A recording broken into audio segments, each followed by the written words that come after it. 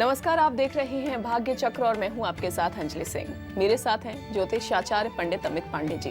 पंडित जी, आपका बहुत बहुत स्वागत है। धन्यवाद आपका। गुरु होंगे अस्त,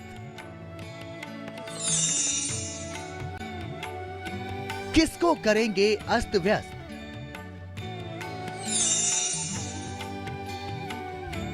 किसका होगा मंगल,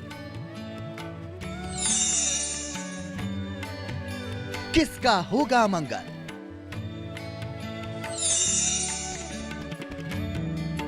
देखिए सिर्फ भाग्य चक्र में। सभी ग्रहों में गुरु सबसे ज्यादा शुभ फल देने वाले ग्रह माने गए हैं। ज्योतिष शास्त्र में गुरु ग्रह मान सम्मान, विवाह, भाग्य, आध्यात्म, संतान के कारक ग्रह माना गया है। जिन जातकों की कुंडली में बृहस्पति बलवान होते हैं उन्हें कई तरह के लाभ प्राप्त होते रहते हैं। जीवन में धन संपदा, मान सम्मान, प्रतिष्ठा और उच्च पद की प्राप्ति होती है।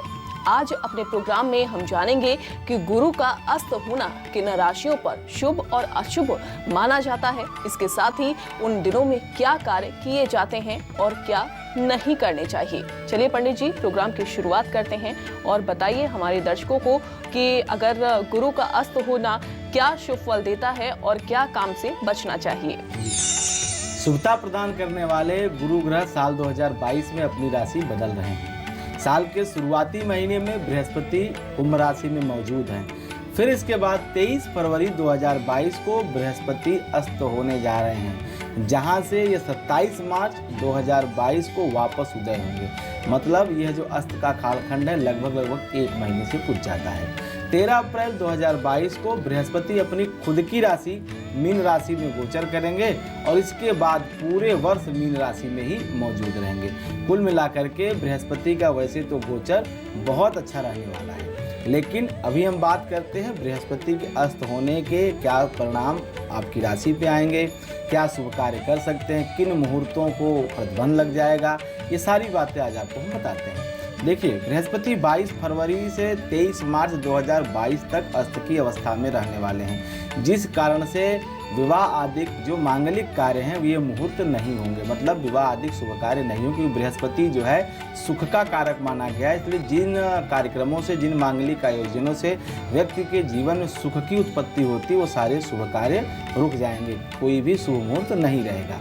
लेकिन उससे पहले 19 फरवरी तक विवाह के तमाम अच्छे मुहूर्त हैं, शुभ मुहूर्त हैं। हाँ, उसके पश्चात जब देवगुरु बृहस्पति उदय हो जाएंगे और चैत्र के महीने के पश्चात 15 अप्रैल को विवाह के मुहूर्त वापस से प्रारंभ हो जाएंगे। अब विवाह में चूँकि गुरु ग्रह को उदय होना आवश्यक माना जाता है और हमारे षोडश संस्कार में विवाह पाणी ग्रहण का संस्कार बहुत महत्व होता है। एक नए जीवन से दूसरे जीवन में प्रवेश की बात कही जाती है। इसीलिए विवाह के दिन की बात हो या लग्न को निश्चित करने के बात हो, वर वधू की जन्म कुंडली को देख करके उसमें सूर्य की स्थिति, चंद्रमा की स्थिति और गुरु के गोचर की स्थिति का ध्यान रख करके ही कोई मुहूर्त निकालना चाहिए। इसके साथ साथ यह भी देखना चाहिए कि जो वर और वधू हैं उनके में कौन सा घात चक्र है। घात चक्र का मतलब होता है कौन सा घात माह है, कौन सा घातवार है, कौन सा घात नक्षत्र है, चंद्रमा कौन सी राशि की घात का कारक बनता है।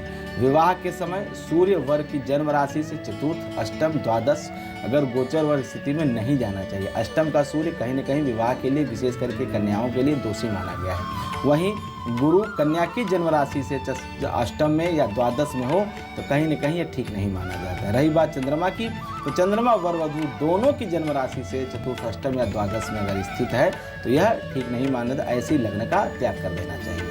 यदि सूर्य, गुरु और चंद्रमा ये गोचरवश इन भाव में स्थित होते हैं तब ये कहीं न कहीं इन्हें शांत करने के लिए इनकी पूजा कही जाती है कि पूजा करके आप इन दोषों से मुक्त हो सकते हैं। इन ग्रहों के आपने देखा होगा पंडित जब मुहूर्त निकालते हैं तो उसमें कहीं न कहीं बताते हैं यह ग्रह बल कमज़ोर है या इतना इस बार इस लग्न का बल कमज़ोर है तो इस ग्रह की शांति करके आप लग्न कर सकते हैं। रही बात ज्योतिष के शास्त्र की, इनकी ग्रह स्थिति की, शास्त्रानुसार यह ग्रह स्थिति विवाह के लिए निषेध बताई गई, विवाह के मुहूर्त नहीं रखने चाहिए। इसके साथ साथ जब गुरु अस्त हो तो शुभ कर्म जैसे मुंडन हो गया या नामकरण के संस्कार हो गए, जिससे कुल मिला के आनंद मिले, कल्याण हो, सुख हो, वो तमाम जो शुभ कार्य होते हैं उस पर रोक लग जाती है। वैदिक ज्योतिष की बात करें तो वैदिक ज्योतिष में देवगुरु बृहस्पति को जीवन का कारक कहा गया है। पराशर जी कहते हैं जीवो जीवी सौखदा, जीवन का कारक है, सुख का कारक है, आयुष्य का कारक है, हमारे मान सम्मान प्रतिष्ठा का कारक है। जन्म कुंडली में गुरु ग्रह की स्थिति अगर शुभ है तो निश्चित रूप से हर क्षेत्र में आपको सफलता मिलेगी, चाहे वो मान सम्मान का हो, चाहे शिक्षा का क्षेत्र हो, क्योंकि देवगुरु बृहस्पति ज्ञान के कारक हैं। ऐसे में गुरु की कमजोर स्थिति आपको मुश्किल में डाल सकती है। खास करके ऐसे लोगों की कुंडली में जहाँ गुरु नीच का है, मकर राशि का है, तो कहीं न कहीं ऐसे में आपको आर्थिक स्थिति की बात हो या स्वास्थ्य की दिक्कत हो, जरूर आपको ऐसी स्थितियों का सामना करना पड़ सकता है। मीन राशि इसकी अपनी राशि है, धनु राशि मूल त्रिकोण का होता है देवगुरु बृहस्पति, और जब यह कर्क राशि अर्थात चंद्रमा की राशि में जब यह बृहस्पति पहुंच जाते हैं तो यहाँ पे उच्च के कहे जाते हैं, और कर्क राशि में उच्च के होते हैं, और शनि देव की राशि जो मकर है वहाँ पे नीच के माने जाते हैं। लेकिन अच्छी बात यह है कि जो देवगुरु बृहस्पति इस बार अस्त होने जा रहे हैं वह कुंभ राशि में हो रहे हैं, तो उनकी नीच राशि नहीं है, एक शनि की राशि जरूर है, लेकिन इसकी जो नीचत्व का भंग है वो समाप्त हो गया, कोई भी दोष नहीं लग रहा है। लेकिन हाँ, मांगलिक कार्य नहीं होंगे, और कुछ राशियों पे जरूर देवगुरु बृहस्पति के अस्त होने के कुछ नकारात्मक परिणाम मिल सकते हैं, वो हम आपको आगे बताएंगे। फरवरी के महीने में देवगुरु बृहस्पति शनि ग्रह की राशि कुंभ में अस्त होने जा रही है। ऐसे में गुरु के अस्त होने का क्या असर देखने को मिलेगा?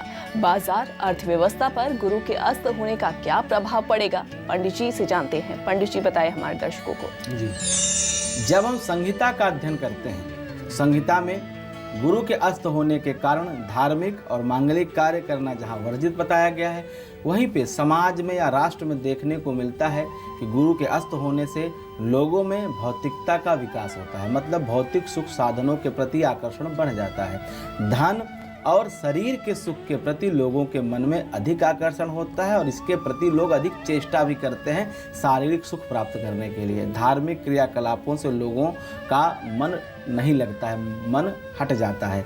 परिवार की सेहत ऊपर नीचे रहती है हमेशा। ऐसे में आपको अपने परिवार की सेहत का विशेष ध्यान रखना चाहिए। गुरु के अस्त होने का सबसे प्रतिकूल प्रभाव अगर कहना चाहिए तो कर्क राशि पे, धनु राशि पे और मीन राशि पर पड़ता है, क्योंकि धनु और मीन ये बृहस्पति की अपनी राशियां हैं, और कर्क में चूंकि उच्च का होता है इसलिए कर्क पे भी असर दिखाई देता है। इसलिए कर्क, धनु और मीन राशि के लोगों को गुरु अस्त के दौरान गुरु ग्रह से संबंधित कुछ खास विशेष उपाय करते रहनी चाहिए, देव आराधना आदि कर्म में लगे रहना चाहिए, अन्यथा कहीं न कहीं आपको कुछ नुकसान उठाना पड़ सकता है। अगर हम बात करते हैं कि संहिता जो कहती है कि पूरे राष्ट्र में या पूरे संसार में गुरु के अस्त होने का क्या असर पड़ता है, चाहे बाजार हो चाहे वैश्विक संबंध हो, क्या प्रभाव दिखाई देता है, तो रही बात बाजार की, बाजार पर भी गुरु के अस्त का सीधा प्रभाव दिखाई देगा, क्योंकि गुरु का जो सबसे प्रसिद्ध मेटल है वो है सोना, और सोने से ही जो है पूरी अर्थव्यवस्था का संचालन होता है। ऐसे में जब देवगुरु बृहस्पति अस्त के होते हैं या नीच के होते हैं तो सोने में कहीं न कहीं उतार चढ़ाव दिखाई देता है। खास करके सोने के भाव प्रायः बढ़ जाते हैं, और ऐसे में शेयर की जो स्थिति बनती है, जो पूरी मार्केट डिपेंडेंट शेयर होता है, उसमें बहुत उतार चढ़ाव होता है, कभी कभी बहुत डाउन भी जाता है, और ऐसे में अचानक से वृद्धि भी होती है। कुल मिलाकर के बहुत सोच समझ के शेयर या गोल्ड में निवेश करने की आवश्यकता होती है, क्योंकि ऐसे में अर्थव्यवस्था ऊपर नीचे रहेगी, यह निश्चित बात है। पूरे फरवरी और मार्च के दौरान गुरु का अस्त होना ज्योतिष शास्त्र में भले ही शुभ नहीं माना जाता है, यह ऐसा माना जाता है कि गुरु अगर अस्त हो गए तो शुभता अस्त हो गई, लेकिन कुछ राशियों के लिए यह शुभ परिणाम दे सकता है, सुखद परिणाम दे सकता है, लेकिन यह डिपेंड करता है कि उस राशि से देवगुरु बृहस्पति की स्थिति क्या है। क्या देवगुरु बृहस्पति सप्तम में है, क्या देव बृहस्पति नवम पंचम की स्थिति में, मतलब उस राशि को अगर देवगुरु बृहस्पति देख रहे हैं तो उनके लिए शुभता का फल निश्चित रूप से रहेगा। गुरु अस्त के दौरान गुरु की शत्रु राशियाँ जो कही जाती हैं, चाहे वृषभ हो चाहे तुला हो, साथ ही बुध ग्रह के स्वामित्व वाली राशियां मिथुन और कन्या राशि के जातकों को भी कुछ शुभ फल प्राप्त हो सकते हैं। इन राशि के जातकों को इस दौरान करियर में आगे बढ़ने की तमाम संभावनाएं हैं। पैसा कमाने के नए स्रोत भी मिल सकते हैं। इस समय इन राशि के लोगों को काफ़ी सफलता मिलती हुई दिखाई दे रही है। पारिवारिक जीवन में भी कुछ अच्छे परिवर्तन देखने को मिल सकते हैं। रही बात वैश्विक स्तर पर गुरु के अस्त होने का जो प्रभाव दिखाई देगा, वह गुरु अस्त के दौरान अर्थव्यवस्था पर नकारात्मक ही प्रभाव डालेगा। इस दौरान शेयर मार्केट में कुछ अनिश्चितता बनी रहेगी। विदेशी व्यापार में थोड़ी सी कमी होगी, मतलब आपका गोल्ड जो है थोड़ा सा कमज़ोर होगा और उसकी कीमतें बढ़ेंगी, जिससे कई देशों में आर्थिक हालात कुछ असंतुलित हो सकते हैं। रही बात भारत की कुंडली की, तो भारतवर्ष की कुंडली में गुरु एकादश भाव में है, लाभ भाव का स्वामी है, इसलिए अपने देश के लिए भी गुरु का अस्त होना थोड़ा सा आर्थिक दृष्टिकोण से ठीक नहीं रहने वाला है। इस समय कुछ आर्थिक नुकसान देश को देखना पड़ सकता है, इसलिए देश कहीं न कहीं अपने आर्थिक निर्णयों पे अच्छी जो एक उसको विकास करना चाहिए उसमें कुछ न कुछ कमी आएगी। लेकिन जैसे ही देवगुरु बृहस्पति उदय होंगे, उसके बाद सारे प्रतिकूल प्रभाव समाप्त हो जाएंगे और फिर उन्नति और आर्थिक तरक्की के रास्ते पे देश बढ़ चलेगा। साल 2022 में गुरु गोचर का राशियों पर क्या प्रभाव पड़ने वाला है, किन राशियों के लिए ये शुभ रहेगा और किन राशियों के जातकों के लिए ये पंडित जी अशुभ फल देने वाला रहने वाला है, ये बताइए हमारे दर्शकों को। गुरु के अस्त होने का प्रभाव 12 राशियों पर किस प्रकार पड़ेगा, अब यह आपको मैं बताता हूँ राशिवार। मेष राशि की बात करें तो मेष राशि के जातकों के लिए साल 2022 के शुरुआती महीने में चूंकि 11वें भाव में देवगुरु बृहस्पति मौजूद हैं, इसलिए इसका मिला जुला असर दिखाई देगा। लेकिन जैसे ही यह अस्त होंगे तो यह आय के साधनों को रोक लगाएगा। हाँ, इस दौरान एक अच्छी बात होगी कि आप अपने अंदर छुपे हुए गुणों को पहचान करके दूसरों के सामने ले आएंगे। पेशेवर रूप में आपको अपने व्यवसाय और नौकरी के प्रति जो आप प्रयास कर रहे हैं वह आपको पदोन्नति दिला सकता है, अर्थात नौकरी में उन्नति की संभावना दिखाई दे रही है। आर्थिक रूप से यह गोचर आपके लिए कुल मिलाकर के शानदार रहने वाला है, किसी भी तरह की दिक्कत नहीं है। लेकिन जब अस्त रहेगा तो आर्थिक स्रोतों पे आपका विशेष रूप से नियंत्रण रखने की आवश्यकता है। धन का खर्च सोच समझ के करें।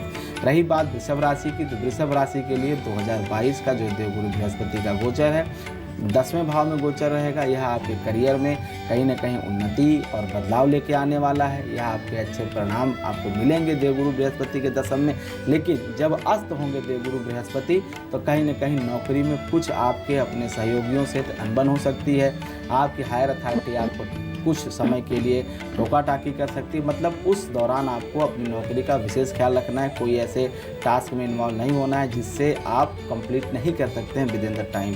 इस दौरान आपके जीवन में और तमाम क्षेत्रों में सुधार आएगा, खास करके जब आपके परिवार में आपकी स्थिति काफ़ी मजबूत होती हुई दिखाई दे रही है देवगुरु बृहस्पति की इस गोचर से। केवल यह जो 1 महीने का कालखंड है, इस दौरान आपको अपनी नौकरी का विशेष रूप से ख्याल रखना है।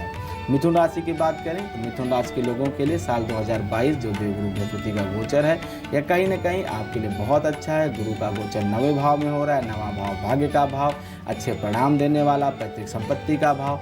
इस अवधि में आपके व्यवसाय में आप अच्छा प्रदर्शन करेंगे, अच्छा मुनाफा कमाएंगे। लेकिन जब देवगुरु बृहस्पति भाग्य भाव में अस्त होंगे तो अपने पिता की सेहत का विशेष ख्याल रखें, क्योंकि कहीं न कहीं 9वां भाव पिता के जीवन को बताता है। अगर बृहस्पति अस्त होंगे तो उनको लीवर की समस्या, डायबिटीज की समस्या और तमाम बीमारियां जो आपके पिता के शरीर में है वह प्रभावी हो सकती हैं।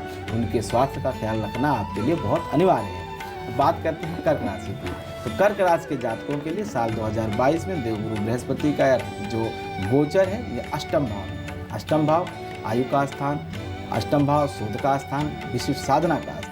ऐसे में साल 2022 वैसे तो आपके लिए मिला जुला रहने वाला है, लेकिन जब देवगुरु बृहस्पति अस्त होंगे तो ऐसे में आपको अपनी सेहत का ख्याल रखना है। पेट के विकार आपको परेशान कर सकते हैं, किसी विवाद में पड़ सकते हैं, कलेश हो सकता है और कुछ वित्तीय परेशानियों का भी सामना करना पड़ सकता है। साथ ही इस दौरान आपको यह सावधानी रखनी है कि आपकी कोई कीमती वस्तु, कोई गोल्ड की वस्तु गायब न हो जाए, इसलिए अपने सामान को, अपने धन की वस्तुओं को संभाल के रखें। अपनी संपत्ति को कहीं न कहीं कुछ नुकसान उठाने की संभावना दिखाई दे रही है। रही बात सिंह राशि की, तो सिंह राशि के लिए साल 2022 में देवगुरु बृहस्पति 7वें भाव में है। 7वां भाव व्यापार का स्थान, जीवन साथी का, प्रेम का स्थान। ऐसे में व्यापार में जो आपकी स्थिति है पहले से अच्छी होगी, निश्चित रूप से, कोई इसमें दो राय नहीं है। लेकिन जब देवगुरु बृहस्पति अस्त के होंगे तो आपको कुछ संकट व्यापार में झेलना पड़ सकता है, पेमेंट को लेकर के प्रॉब्लम आएगी। पारिवारिक जीवन में कुछ चिंता रहेगी और इसके साथ साथ एक प्रबल आशंका यह दिखाई दे रही है कि जब देवगुरु बृहस्पति रहेंगे तो जहां जीवन साथी के स्वास्थ्य में संकट आएगा, वहीं कुछ समय के लिए व्यवसाय में रुकावट आ सकती है, करियर में आपको परेशानी देखनी पड़ सकती है। यात्रा से परहेज करें इस दौरान, लेकिन अच्छी बात यह है कि आय के नए स्रोत भी बन सकते हैं, क्योंकि सप्तम में बैठा हुआ बृहस्पति पूर्ण दृष्टि से एकादश भाव को देख रहा है, तो यह आपके लिए शुभ रहेगा। लेकिन व्यवसाय में अवरोध से बचने के लिए आप देवगुरु बृहस्पति की उपासना करें, श्री हरि विष्णु का पूजन करते रहें, तो व्यावसायिक बाधा भी दूर हो जाएगी। कन्या राशि की बात करें तो कन्या राशि के लिए साल 2022 में गुरु शुरुआती दिनों में छठे भाव में मौजूद रहेंगे। यह आपके लिए बहुत बेहतरीन रहेगा। छठे भाव का बृहस्पति बीमारी तो जरूर देता है, लेकिन आपके अंदर संघर्ष का एक बहुत सकारात्मक जज्बा पैदा करता है, जिससे आप अपने व्यापार में, अपने करियर में नई ऊंचाई प्राप्त करेंगे। इस दौरान आपके विरोधी आपसे लड़ने का विचार तो करेंगे, लेकिन उनके प्रयास विफल होंगे, अर्थात इस दौरान आप अपने विरोधियों पर हावी रहेंगे। कुल मिलाकर के जब देवगुरु बृहस्पति अस्त रहेंगे, सिर्फ और सिर्फ आपको अपनी सेहत का ध्यान रखना है और अपने विरोधियों के बारे में, उनकी योजनाओं को बारे में आपको शांति से सिर्फ देखना है। कोई ऐसी हरकत नहीं करनी है जो आपके प्रतिकार के रूप में लिया जाए। अपने आप जो लोग आपका विरोध करेंगे वो स्वतः से समाप्त हो जाएंगे और आपके जीवन में किसी भी तरह की परेशानी नहीं आएगी। लेकिन सेहत के लिए सावधान रहने की आवश्यकता है। तो पंडित जी ने आपको बताया कि गुरु का अस्त होना मेष से कन्या राशि वालों के लिए कैसा रहने वाला है, लेकिन साल 2022 में गुरु गोचर का तुला, वृश्चिक, धनु, मकर, कुंभ और मीन राशियों पर क्या प्रभाव पड़ेगा, किसको ये शुभ फल देगा और किस राशि के जातकों के इस दौरान सतर्क रहने की जरूरत ज्यादा मानी गई है, पंडित जी से जानते हैं। पंडित जी बताइए। तुला राशि के जातकों के लिए साल 2022 में बृहस्पति का गोचर पंचम भाव में हो रहा है। पंचम भाव शिक्षा का स्थान, पंचम भाव आध्यात्म का स्थान, पंचम भाव संतान का स्थान। यह वर्ष 2022 देवगुरु बृहस्पति आपके लिए नए नए और अच्छे मौके लेके आए हैं। अतीत में यदि आपने कोई निवेश किया है तो आपके लिए काफ़ी शुभ परिणाम लेके आएगा, आपकी आर्थिक उन्नति होगी। लेकिन चूंकि जब देवगुरु बृहस्पति फरवरी और मार्च में अस्त की अवस्था में रहेंगे, तो इस दौरान आपके संतान कुछ ऐसा करेगा जिससे आपके मन को निराशा होगी, अर्थात संतान पक्ष आपका पीड़ित रहेगा। अगर आप विद्यार्थी जीवन में हैं तो जो इस दौरान परीक्षा इत्यादि होगी, जो शिक्षा की स्थिति है कुछ कमजोर दिखाई दे रही है, मतलब आपके शिक्षा के प्रति आपके मन में राग नहीं रहेगा, आप शिक्षा से दूरी बना सकते हैं, या कुछ ऐसी परिस्थितियां होंगी कि आप पढ़ाई लिखाई से कुछ देर के लिए दूर हो सकते हैं। तो ऐसे में आप गणेश जी की आराधना करते रहें, गंगणपतये नमः का जप करते रहें। अगर आप विद्यार्थी हैं तो संतान सुख के लिए आप माता दुर्गा की या देवगुरु बृहस्पति के मंत्रों का जप करें तो निश्चित रूप से आपको संतान का सुख भी मिलेगा। बात करते हैं वृश्चिक राशि की। वृश्चिक राशि के लोगों के लिए गुरु का गोचर साल 2022 में चौथे भाव में होगा। चौथा भाव सुख का स्थान, माता का भाव।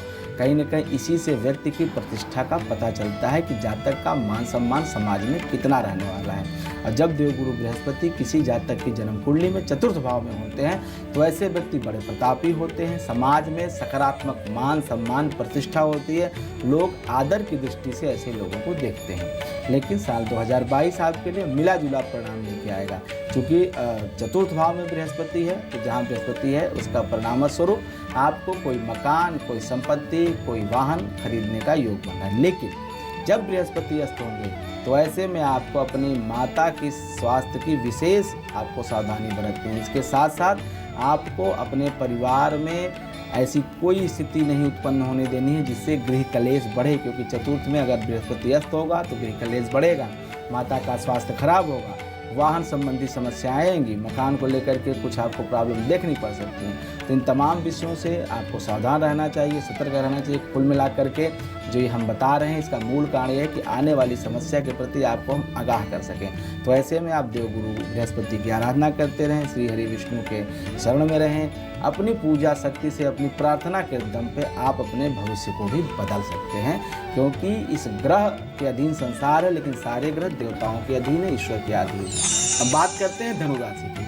धनु राशि के लिए साल 2022 के शुरुआत में देवगुरु बृहस्पति का गोचर आपकी राशि से तीसरे भाव में हो रहे हैं। तीसरा भाव पराक्रम का भाव, भाई बंधुओं का भाव, आपकी मेहनत का भाव। तो ऐसे में आपको अधिक परिश्रम करना पड़ सकता है, क्योंकि तीसरे भाव पराक्रम का भाव है।